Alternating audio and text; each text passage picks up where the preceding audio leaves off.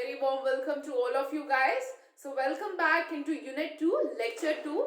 So in this we are now going to study about the short-term instruments for instruments of short-term raising of short-term fund. So in the previous lecture that we have studied, we are studying about the sources of finance. So sources of finance is basically means that in an organization, so every organization require funds. So they require funds for different kind of business purposes. So sometimes they require fund for the long term purposes, sometimes for the middle term, sometimes for the short term purposes. So as per on that basis, there are different instruments that is available to us. In the previous lecture, that was a lecture 1 of unit 2, we have studied about long term instruments. So in which we have basically studied about equity shares, we have studied about preference shares, debentures, then retained earnings were there, and apart from it there are other sources were also available to raise the long term funds for the organization, which they basically require for the long time commitment in the form of fixed asset, purchasing of fixed asset or fixed investments that is in there. Now after the long term, we have basically there were long term finance, then there were mid term financing, then there were short term finance. So basically this finance for which we require for a year or less period, and this is our basically working capital requirement to maintain the liquidity in the organization for the work, like for the purchasing of raw material, or for it is related to the purchase of payment of daily wages, payment of expenses, rent is there, electricity expenses are there, or other expenditures are there. So this is what it is related to the short term financing. So what are the instruments that is available with us so that you can meet these short term requirement? This is what we are going to study today. So let's start with it. So now we are going to study the instruments for short term finance. The instrument for short term finance that we are going to study now, then what are the different options that is available to us through which you can meet your day-to-day requirement, that if you require a money for a period of 1 month or less, so from where you can get the money so that you can meet those requirements. So the sources of short-term fund has to be used exclusively for meeting the working capital requirement. So these short-term fund is basically used to meet the working capital requirement, because yes, you can't use the short-term finance to purchase a fixed asset. This will be a very stupidest thing if anybody will do like this, because this is not at all related to the financial management. This will go to the financial mismanagement, using a short-term fund to put into the long-term purchasing of a fixed asset. So you exclusively use your short-term funds for the working capital requirement only, and not for financing fixed asset or for meeting the marginal money for working capital only. So there are various sources that is available through which a businessman or a business organization can meet their short-term financing. For example, if today there is a one creditor whose payment is due, and you have to make them a payment of 50,000 rupees. Right now you might not have a cash. So there are many short-term ways are available through which you can generate the liquidity and you can make a payment for the same. So this is what we are going to study, that are the various sources through which you can raise the money for the short-term purpose. So the first one that we have is a commercial papers. Commercial papers.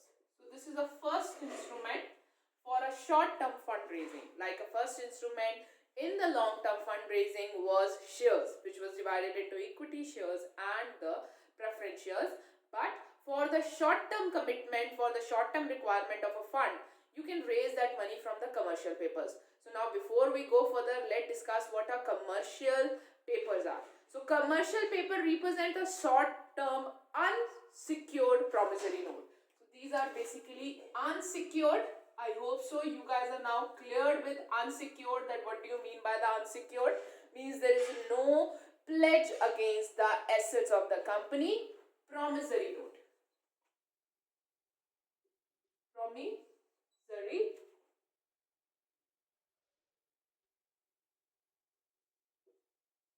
So promise, so means in this note a promise has been made that okay, this much amount of money has been raised by firm and they will be paying that money back after 3 months or a 9 months period or a 6 months period. Obviously now we are talking about a short term funds, so means none of the fund or none of the source is going to have a period which is more longer than a 1 year.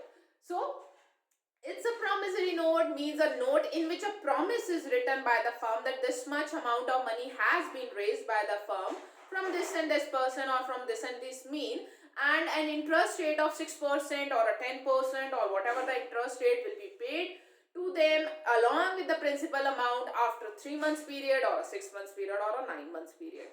So this is what it is related to the commercial paper. So these are unsecured, means if a company is issuing the commercial paper, there is no claim against the assets of the company. So the commercial paper represents a short-term unsecured promissory note issued by the firm that they have a fairly high credit rating. So basically, if any organization want to issue the commercial paper, so the commercial paper can only be issued by the blue chip companies, which we again say because these are unsecured, so they can only be issued by the company with the high credit rating. So those company who has a very good credit worthiness in the market, they can only raise the money through the commercial paper. It was first introduced in the USA and it was an important money market instrument. So these are the basically instrument of money market. So now you guys might be confused about what is a money market is. Basically, when we talk about the market, there are two type of markets we have. One is the capital market, which we also called as a primary market or a secondary market, where shares, debentures, bonds are issued or traded. So means in this capital market, those securities or instruments are traded which are for a period of more than 1 year. So the long term instruments are traded. Money market are basically for the instruments whose, you guys can say, a validity is for 1 year or less. So means the resources or the instrument whose date, or you guys can say whose working is for a less than of a 1 year period or a 1 year or less period, they are traded in the money market. Like they have commercial papers are there, treasury bills are there. Apart from that, there are many other treasury bills are there, commercial paper are there, call money is there, and many other commercial you guys can say instruments are there through which a company can raise the money for a shorter period of time. So means money market only deals with the short term instruments, you guys can say, and capital market, which we say have a primary market and a secondary market, that is our stock market, in which there is a dealing of long term instruments of fund. So long term funds are raised from the capital market. So this was an extra information. So please remember that the commercial paper, being a short-term instrument, is traded in the money market. Money market is a market in which the instrument whose validity or whose life is for a lesser period, that is a period which is less than of 1 year or 365 days or less. So those instruments are traded in the money market. So it is a market for short-term funds. That's it. So let's repeat again what is the commercial papers are. Commercial paper represent a short-term unsecured promissory notes which are issued by a firm that have a fairly high credit standing. So means these are unsecured. So means there is no pledge against the assets of the company. So that's why they are unsecured and can only be issued by those companies which have a very good credit worthiness. So any new company may not be able to raise the fund from the commercial paper. It was first introduced in USA and it was an important money market instrument. In India, Reserve Bank of India introduced CP on the recommendation of the Waghul Working Group on the money market. CP is a source of short-term fund to only large firms with sound financial position. So this is basically the instrument, or this instrument can only be used by a very large firms, those who have a very good financial standing in the market, they can only use these papers to raise the money. So these are promissory notes, means this is in a written form in which it is written that this much amount of money has been raised by the XYZ Co at this rate of interest, and the amount will be paid back after 3 months, 6 months, 90-day period, 120-day period, 136 days period, or 360 days period. So this is how they work on the this is how it is written in the promissory note of the commercial paper. So the features of commercial paper, the maturity period. So now the maturity period, if we talk about the life of the CP, so the maturity period of commercial paper range from 15, so they can be issued for 15 days to 365 days. So means this is the maturity period. So minimum a CP can be issued for a 15 days, means after 15 days the money will be returned, or after 365 days the money will be returned. But in India it is ranged between 91 days to 180 days. So if we talk about in India, so in India the maturity period of commercial paper is basically starting from 91 days to 180 days. So this is what the range of maturity of commercial paper is in India. So you can, any organization which is having a high credit worthiness, which we call as the blue chip companies, so they can raise and get the money from the commercial paper by issuing these promissory note in the money market for a period of minimum 91 days to maximum 180 days. So means after 180 days they have to pay back the money. So means they can issue it for the 100 days also, 150 days also, 120 days also. It is sold at a discount from its face value and redeemed at a par value. So it is generally, there is no interest on it. No interest on it. Issue at discount and redeemed, means paid back at full value. So means how then a person who is investing in the commercial paper, like there is a Reliance company, I'm also trading in money market. Reliance company issue the commercial paper. So why I should invest in it if there is no interest in it? So how a person earn from them? For example, if the face value of that commercial paper is, when the promissory note, or you guys can say whatever the promissory note that is written for the commercial paper with the seal of the company, so the face value of that paper is, for example, 5,000. But I have purchased it on a discount price of rupees 4,000. So this 5,000 paper is available to me for 4,000. So at the time of purchases. And it is redeemable after 120 days. That's it. So means after 120 days, when I purchase, before 120 days, when I purchase this CP, I purchased this for 4,000.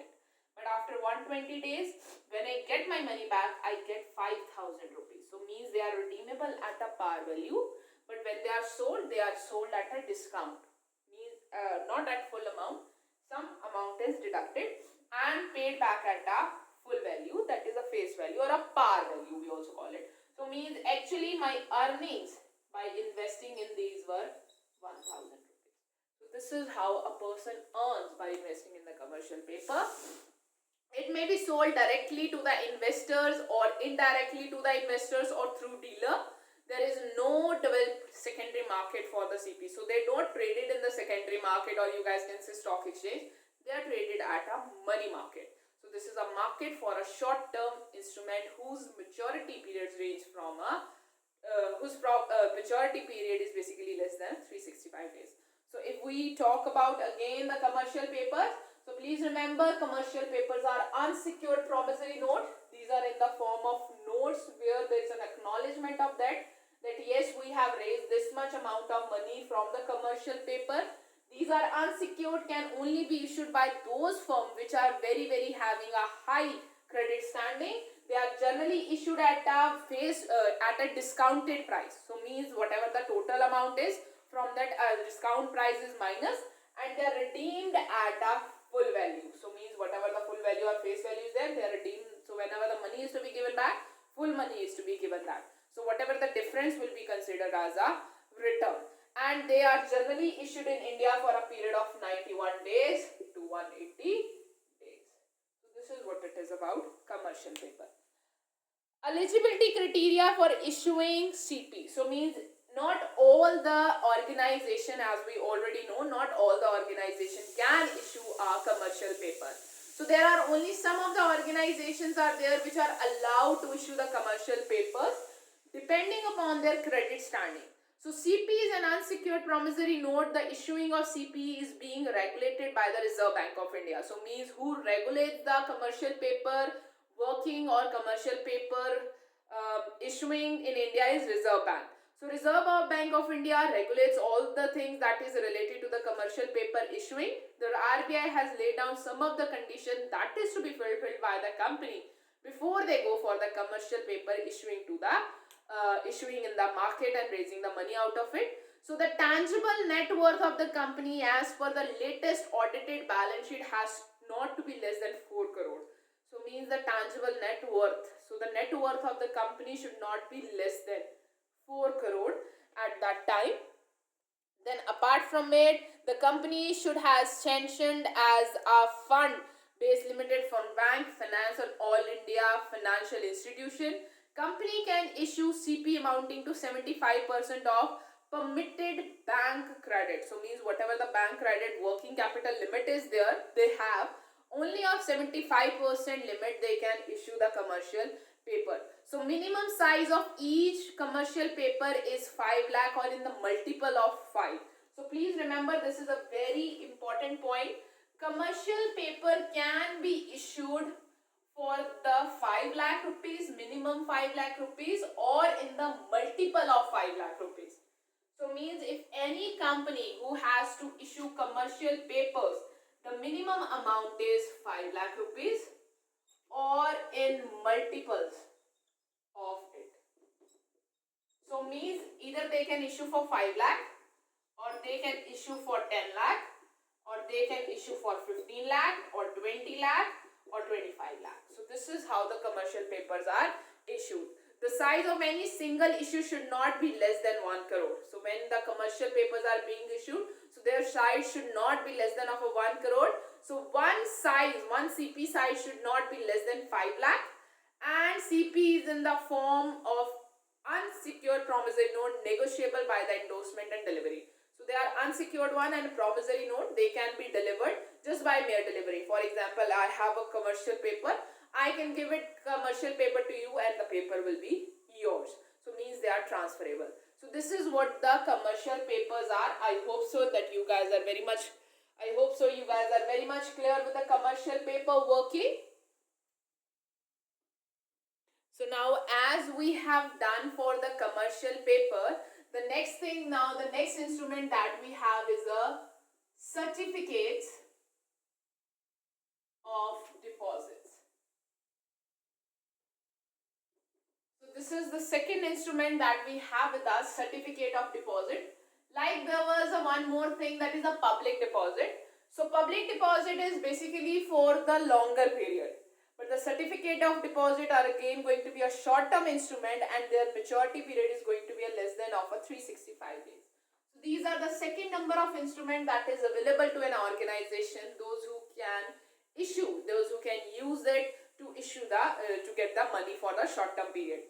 As we have already discussed about the commercial papers, so commercial papers are basically only available to the very large financial corporation. They are not available to the small companies, and their maturity period are also of 91 days to 180 days. So means you can't mature them before that period. So once their maturity days after 120 days, so you have to wait for that. But now along with that, there is another way which is available to issue the money or to raise the money or funds for a short term period, that is using of certificate of deposit. So certificate of deposit is a negotiable money market instrument. Again a negotiable one, and issued in dematerialized form or as an unsigned promissory note for fund deposited at the bank or other eligible financial institution for a specified time period. Guidelines for issuing CD, that is commercial certificate of deposit, are presently governed by the various directives issued by the Reserve Bank of India and amended from time to time. So basically, the certificate of deposit is a negotiable money market instrument that is also governed by the Reserve Bank of India, who keeps on changing the guidelines related to the depositing of it or issuing of it. They are issued in a dematerialized form, so means they are not a specific certificate that is a hard certificate to it. It's in a dematerialized form, so demat account has to be there, and it is in the form of a promissory note again.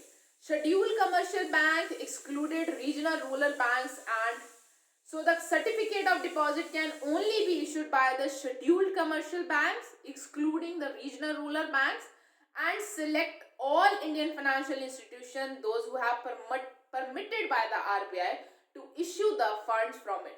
So basically, the certificate of deposit, I repeat it again, is a negotiable money market instrument issued in a dematerialized form or in an unsigned promissory note for a fund deposited at a bank or other eligible financial institution. So basically, on the basis of funds that has been already deposited by the bank, on the basis of it, a certificate of deposit has been issued. So bank has a freedom. So if we talk about the certificate of deposit, so it's not like this all the organization can go for issuing of the certificate of deposit. So certificate of deposit can be issued by the banks only, excluding the regional rural banks and the local area banks, and select all India financial institution has been permitted by the RBI. So basically, the certificate of deposit are mainly issued by the banks. So they are issued by the banks or the all Indian financial institutions which are permitted by the RBI to issue such certificates. Otherwise, no other person can issue them. So certificate of deposit is a negotiable money market instrument which is basically issued in a dematerialized form for the funds that is deposited in the bank. So means it's like this.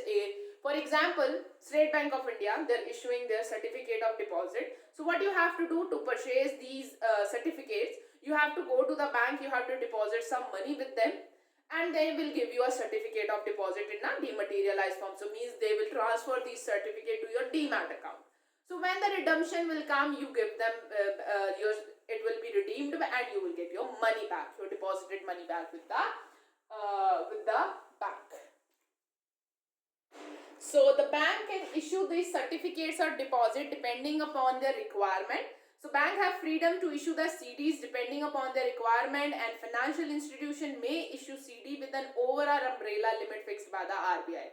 So basically, these are either issued by the bank or the financial institutions which is permitted by the RBI to raise the money through the certificate of deposit. So means taking the deposit from the public or the investor and issuing them a certificate for the same. So banks are allowed to raise the money from the CDs depending upon their requirement, but the financial institution may use CDs as per the limit which is given to them by the RBI. So issuing of CD together with other instruments, term money, term deposit, commercial papers and intro-corporate deposit should not exceed 100% of the net worth fund as per the latest audit balance sheet. So what are the advantages of certificate of deposit as a money market instrument? So means what are the advantages that is related to by issuing or raising the funds from the certificate of deposit? Since one can know the return from before, the certificate of deposit are considered as a much safer one. So we already know that yes, the bank is going to give us money back. Bank is not going to go anywhere, and they are also governed by the RBI. So they are very safer one, and people generally invest in them, or you guys can say investors generally invest in them. So for the banks and for the financial institution, it's become very easy to raise money out of it. One can earn more as compared to deposit money in the saving account. So in this, it's like if you now you guys might have that in spite of keeping the money with the bank, I can have a saving account and I can get interest over there. No. The interest on the or whatever the return that will be generated by the certificate of deposit is going to be higher than the keeping the money with the bank as a saving deposit or a fixed deposit. The Federal Insurance Corporation guarantee the investment in the certificate of deposit. So there is the guaranteed one. So there is a guaranteed that you will get your money back. So that's why it is a very safer way to raise the money. So the disadvantages is as compared to the other investment, because obviously the risk in these is less. So the return in them will be also less. So this might be at the very low level return. The money is tied along with the long maturity period of certificate of deposit. Huge penalties are paid if one gets out of it before maturity. So it is like this, that you have to keep that money. For example, if the certificate of deposit are issued for a period of 120 days, or you guys can say for 200 days. So for 200 days, you have to keep that money with the bank. If you get that money out of the bank before the 200 days, then there will be high penalties for the same. So this is what it is related to the certificate of deposit. I hope so. Certificate of deposits are basically issued in a dematerialized form for the deposit that has been deposited with the bank or the financial institution. So they issue a dematerialized form or promissory note for the same, that is called certificate of deposits, showing that yes, you have deposited this much amount of money with us, which will be paid back after a period of 200 days or after a 360 days or 180 days. So this is what it is related to the certificate of deposit. So this is a mean which is not available to the corporate, because certificate of deposit can only be taken by the banks or the financial institutions which are allowed by the RBI. Moreover, the certificate of deposit can be issued by the commercial banks, excluding the RBI, and local area banks and the financial institutions which are allowed by the RBI. And banks can issue the money from the certificate of deposit depending upon their requirement, but the financial institutions can use them as per the limit which is told to them by the RBI. So now after certificate of deposit, we have third instrument which can be used for raising the short-term fund, that is a treasury bill. So treasury bill is a government bill. So these are basically used by the government, issued by the RBI on the behalf of government. So these are government securities, but these are issued by the RBI because RBI is the agent of the government. So treasury bills are first issued by the Indian government in 1917. So first time the treasury bills were issued in 1917. The treasury bills are short-term financial instruments that are issued by central bank of the country. It is one of the safest money market instruments. So these are one of the safest. Or you guys can say the interest which is on the treasury bill is a limit benchmark, because these are the most safest one. So if you invest any of the other securities, their interest will go up. So these means in the form of return, they are at the low bottom. So this is what the benchmark is, which will be taken that this is the lowest interest, because these are one of the safest securities, because government will never default in paying back the payment. It is one of the safest money market instrument as it is void of market risk, though the return of investment is not that huge. The Reserve Bank of India holds a major portion of the outstanding treasury bills. These bills have a low yield, hence the other holders of the treasury bills are bank rediscounting these bills with the RBI and the early opportunities. So basically what happens, the people or the bank, those who basically deals in the treasury bills, because these are mainly dealt by the RBI. So RBI is a holder of the treasury bills, and there are other banks also, those who also invest in the treasury bills. So what they do, they keep on trading these treasury bills with each other. For example, SBI requires some money, so they have a treasury bills in their hand, they can go and keep that treasury bills with the RBI and get the money on that behalf. So this is how the dealing is done, and this is how they generate a short funds for a short-term requirement. So the treasury bills has not been developed as an active monetary instrument in the market, as these bills are only for bills of a 91 days and do not provide a yield which is positive. So treasury bills are mainly issued for the 91 days is there, then 182 days period is there, and there is a 360 60 days period is there. So this is the basically, I think, till what I remember. So this is the basic 182 days treasury bills period is there, and apart from there is 360 days period is there. So this is the maximum. 3 limits are available either for 90 days, 91 days, either for 182 days, or either for 365 or 360 days is there.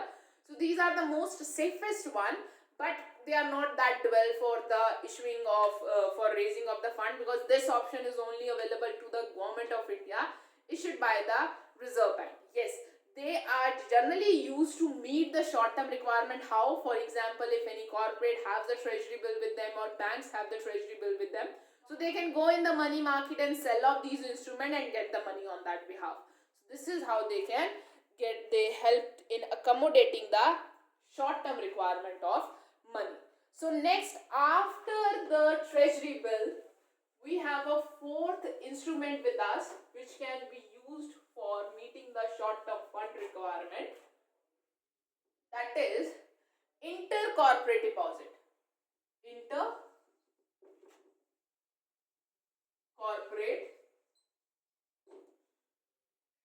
deposits. So ICDS. So this is what the short form is. Let's read about it. A deposit made by one firm with another firm is known as inter-corporate deposit. So this is a simple thing, as the name is reflecting. It is a deposit which is made by a one firm with the other firm. Generally, these deposits are usually made for a period of up to 6 months. So basically, these deposits are made for a period of 6 months. So these are basically made for a period of 6 months, and usually made for a period of 6 months, and such deposit may be are of a 3 types. So basically, if we talk about the inter-corporate deposit, these are the deposit that is made between the firms, and it is generally made for a period of 6 months. So there are 3 types of deposit that is available with us. First one is call deposits. Second one is 3 months deposit.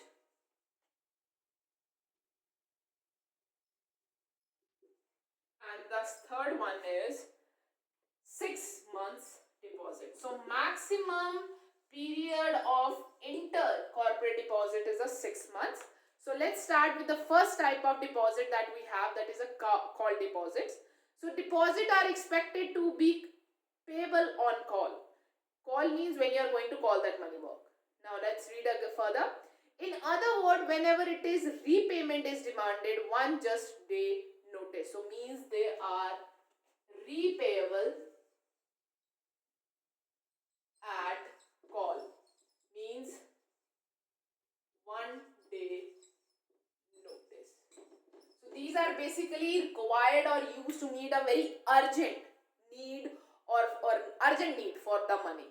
So, but in actual practice, the lender has to wait for at least 2 or 3 days to get the money back. The inter-corporate deposit generally have 12% rate per annum. So the rate is 12%, because in this, it is basically call deposit. So means whole of this market or whole of this thing works on a call only. For example, I am in a very acute requirement of money. I require the money right now, right here, within a day, within a 1 or 2 days. So arranging the money within a 1 or 2 days is a bit difficult thing. But you can use a call deposit for that. Means you are calling the other corporate or a known one, and you're telling him that I require 1 lakh rupee within today only, or by today, tomorrow, and I have a really need of a money. So he say, okay, I will be giving you 1 lakh rupees, I have a money. So you will be paying me 12% return. So means yes, this is how it is. This is how it is done. And moreover, if they require the money back, they can again call that same corporate that I have already given you 1 lakh rupees. Now you have to pay me back that money with the 12% interest. So they will be have to pay the 1 lakh rupees back with the 12% interest. So this is how the call deposits work. Then is a 3 months deposit. These deposits are more popular among the companies for investing their surplus fund. So this is basically very popular for investing their surplus fund. For example, my corporation have a surplus fund of 2 lakh rupees. So that's an extra fund I have not invested anywhere. It is lying in my locker doing nothing. So there is a one more fund which require this money, my friend's firm or any other firm. So I lend that money for a 3 months period to that firm with already certain amount, that is a 14% interest, that how much return it going you have to pay me, that is a 14%, and they after 3 months period they have to give me that money back, that my 2 lakh rupees back. 14% rate of interest will be there for a period of 2 months. So the deposits are more popular among the companies for investing the surplus fund. The borrower take this type of deposit for tiding over a short-term cash inadequacy. The interest rate on these deposit is around 14%. So this is all an unsecured one. Next type comes 6 months deposit. So when we talk about 6 months deposit, generally intercorporate deposits are made for a maximum period of a 6 months. So maximum period for the intercorporate deposit is basically the deposit which is taking place between two firms or the two corporates that is in the market. So these intercorporate deposit are made for a maximum period of 6 months. These type of deposit are usually given to A category borrowers. A category borrowers are those who have a very good credit rating and they can carry an interest that is up to 16%. Means lending a money from one corporate to the second corporate to another corporate for a period of 6 months. It is generally given to the corporates which have a very high credit rating. So their credit worthiness is very good, that they are absolutely going to pay back. So this is what it is related to intercorporate deposit. So means one company is investing the money or helping the other corporate to meet their short-term requirement of fund if they have any kind of surplus fund.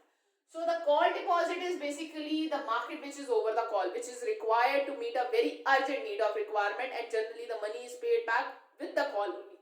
Like today I provided, tomorrow I may ask my money back. So the percentage of interest return is available is 12. On 3 months deposit it is 14, and for 6 months deposit it is 16%.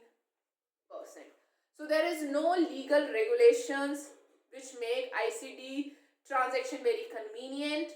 Intercorporate deposits are given and taken in secrecy, so there is no regulations related to it. It's a very secret kind of thing. Like my friend is requiring the money, so I'm giving him the money, that's it. So my friend corporate or any other corporate is requiring, so it's just a thing between the two corporates. So this is a very secretive thing. The intercorporate deposits are given based on the borrower financial health. So if it is a financial health of that other corporate is a good one, so means I will not face any kind of problem and I will be very happy to give them money because I know they are good in financial health. They have a good credit worthiness, so means there are high chances I will be getting my money back. But if the corporate financial health is not good, so I might not lend that corporate with the money. So I hope so you guys are clear with it. So now let's move to the next with the intercorporate deposits. So now let's move to the next method or instrument that is available with us for getting the short-term fund. So let's move with it.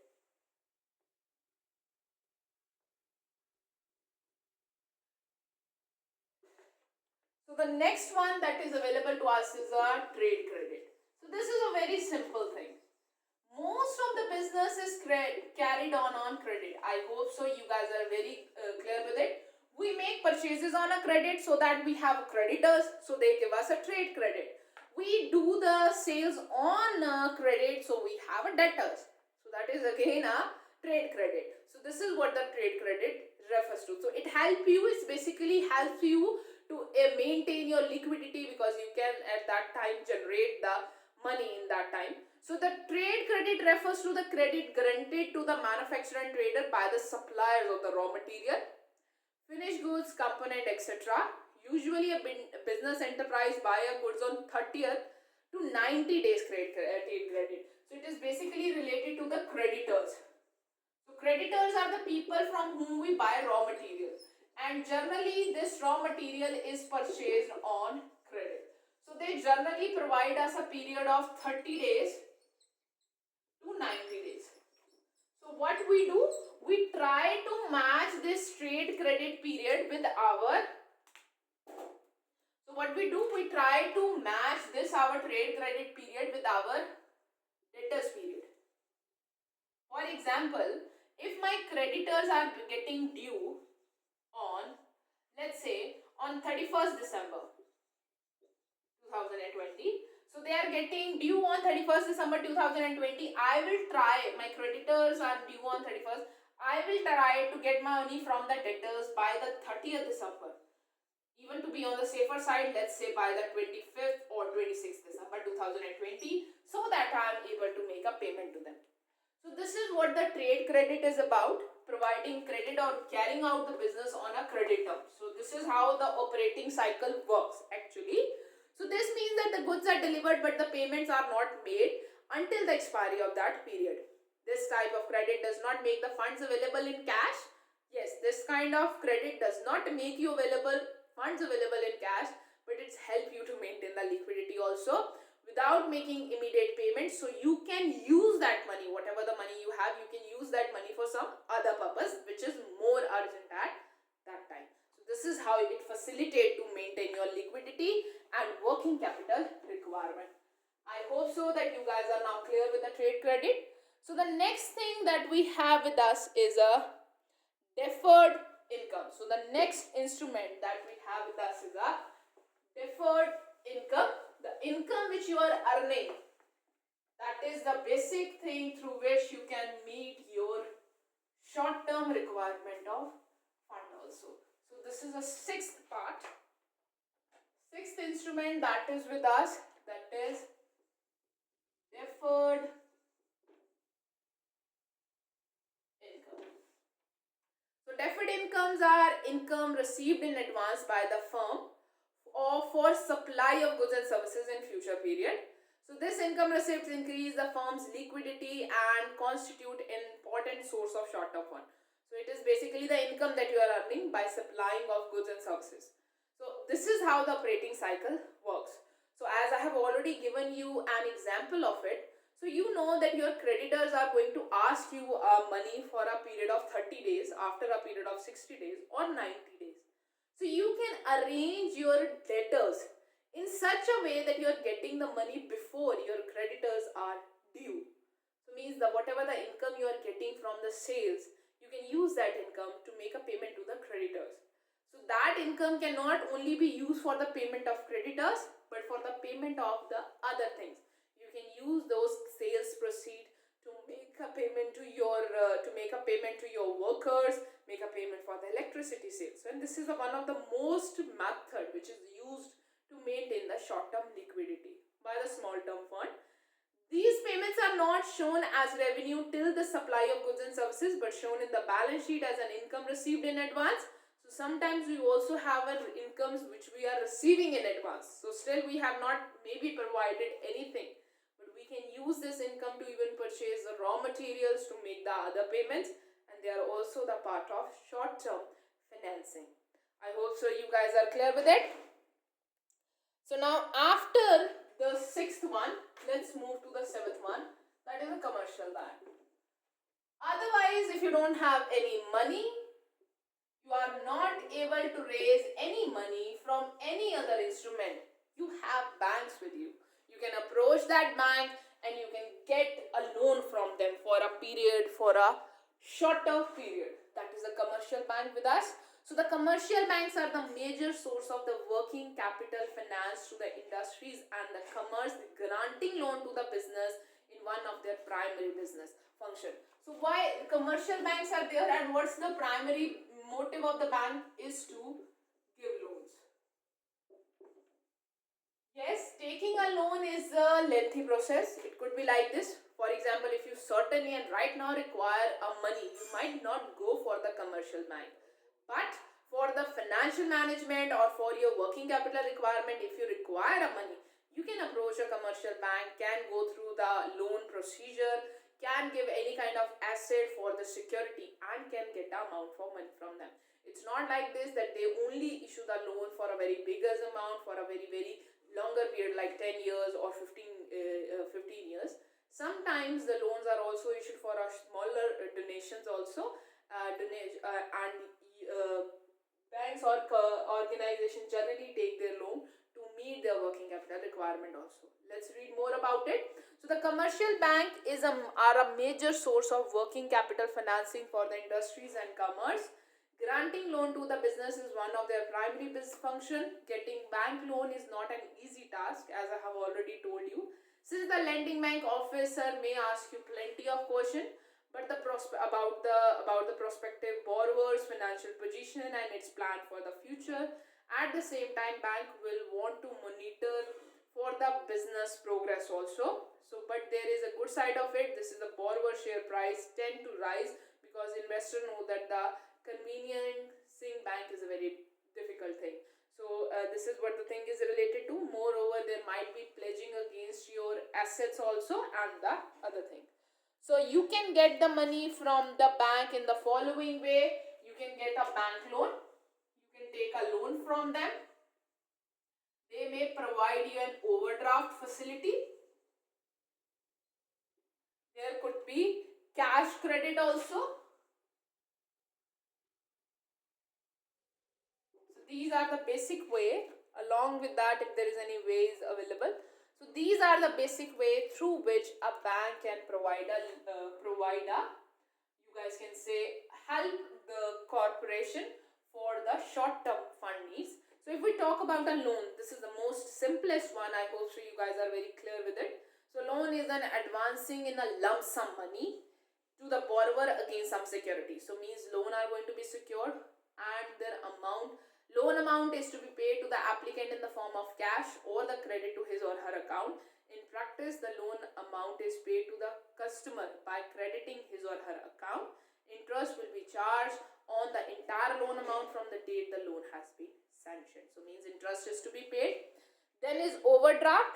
Overdraft facility is a specific arrangement between the borrower and the bank where the borrower is allowed to withdraw the excess of money over the balance they have in their account. This is basically just like a credit card that they have. So whatever the money that has been overdraft, that has to be paid within the next month's period, and the rate of interest on the overdraft is generally very high. And then there is a cash credit. It is the amount popular source of most popular. So cash credit is very popular source of working capital requirement financing in India. A cash credit facility is arranged where a bank permits a borrower to withdraw money up to a sanctioned credit limit against a tangible security or guarantee. It is basically like, for example, the bank is giving me a guarantee that you are allowed to withdraw up to 20 lakh rupees. So means from that 20 lakh rupees credit limit which is given to me, I can withdraw the money as per my requirement. Borrower does not require to withdraw the total sanctioned credit at a time. Rather, he can withdraw according to his requirement, and hence he can replay the surplus cash in his cash credit account. So whenever he requires, he can even repay that. The interest is chargeable on the actual amount used, and there is no committed charges. So cash credit is a very flexible one. So that's why it's a very popular source of getting the financing, the short-term financement for that is for the shorter period of time. So I hope so you guys are clear with it. So apart from it, there is one more method through which you can use the bank for commitment, that is a discounting of bills, that you guys know, bills receivables. So if you have any kind of a bill receivable with you, you can go, you can give that this bill to the bank, get it discounted, and the bank will pay you the money back. So this is what are the related to the commercial bank. These are very important bases are there for meeting the short term requirement, and they meet the requirement in the different way, like they meet in the form of overdraft. You can get the bank loan from them, you can get the cash credit from them, or you can get your bill discounted from the commercial bank to meet your cash requirement. So apart from it, there are other ways by which you can also get your short-term requirement met. Like the other ways we have is accruals. So from the commercial bank, the next methods which we have to meet our accruals, that we know what the accruals are. Accrual expenses are those expenses which the company owes to the other person or organization but not have yet paid. So these are basically just like credits. So these are the trade credits, you guys can say. For example, there is a wages outstanding. So what is a wages outstanding? Wages, workers have worked but you have not paid them. So there is generally a period of 30 days that is with you. So you have a 30 days period. So you arrange your money again in such a way. It's not like this that the accrual are going to get your money. No, they're not getting you a cash, but they're giving you a flexibility or a days so that you can arrange your money in between that period to the other person or organization but not yet due and yet paid in the amount. In other words, accruals represents the liability on a firm that has to be paid for the service or the goods which has already been received. So it is spontaneous and interest-free source of financing. So salary, wages, interest and something like this. So it's not like this that if today's workers are working, so you are not paying them every day. Or you generally pay them after a week, you generally pay them after a month, which is the basic period. So you have a 30 days period to arrange the money. And you can use that leverage period to meet your short-term requirement. So means if you today have a money, you might use that money for some other purpose. So that's why it is also a source of short-term requirement indirectly, might not be directly. So the next method that we have to generate the short-term financing is a factoring. Factoring is just like discounting of bills. Discounting of bills, as we have already done. So you can get your bill discounted from the banks also. You can get your bill discounting from the factors also. Factors are basically a specific firms which only deals with the discounting of mainly deals with the discounting of a bill. So factoring is a method of raising short-term finance for the business in which the business can take advance money from the bank against the amount to be realized by the debtor.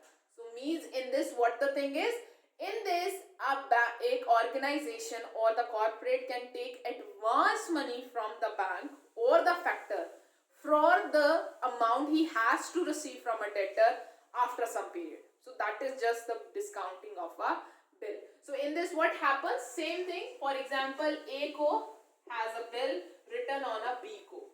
So there is a bill of rupees, for example 2 lakh rupees, which is due after 60 days, let's say. So B has accepted this bill that he will be paying 2 lakh rupees to the A co. But A requires the money today only. He also have to meet some kind of requirement. So A goes to the factor. Factor give him some discounting. He may not give him a 2 lakh rupees full. He may give him 1,90,000 to it. Okay. So he will be keeping that bill with him.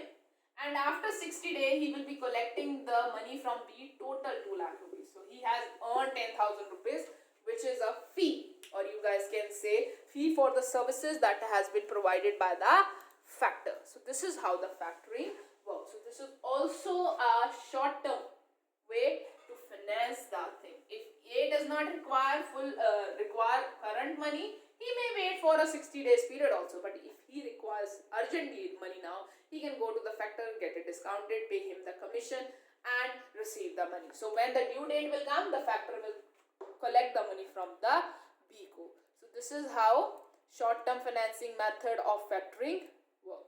So I hope so that you guys are very clear with the short term. So basically we have short term and a long term method. Medium term methods are not there. Yes, the date does changes which we can use to accommodate with ourselves. So before we wind up this unit, so let's give a revision to it because there are so many things that we have discussed under it, so we tend to forget them. So if we talk about the type of business finance, so we have different type of business finances. We require long-term funds also to meet our long-term requirements like purchasing of fixed assets and something like that. We require mid-term funds also. Why we require mid-term funds also? For any kind of renovation or any kind of promotional activities. And we require short-term funds also. Why we require short-term funds? Because we want to meet our working capital day-to-day requirement. So we can't be like this that we are financing our short-term requirement from here and we are financing our long-term requirement for these instruments. So there are different instruments that is available to us to meet our requirement. Like for long terms, we have shares. We have already studied. We have equity shares. We have preference shares. After that, we have debentures, or you guys can even say it as a bonds. Not James Bond, but bonds. Then we have a term loans, which you guys can take from any financial institutions, means not you but corporates, or you can take from the banks also. These are the things which is mainly available. Then we have a leasing also, if I keep on remembering it. So leasing is also there. So apart from it, we have short-term funds are there. So short-term funds are commercial papers are there, certificates of deposit are there, treasury bills are there. Then we have our trade credits. We can get the money from the banks also. There are factors also, and the other methods are also related. Inter-corporate deposits also. So this is what are the different methods that we have through which you can meet your requirement of funds. So I hope so that you guys are very clear with them. If you require any kind of further information to it, there are so much sources that is available over the YouTube also and the Google also. You can read it from there, from your book also. So thank you so much guys for your time. Have a nice day ahead. Bye bye.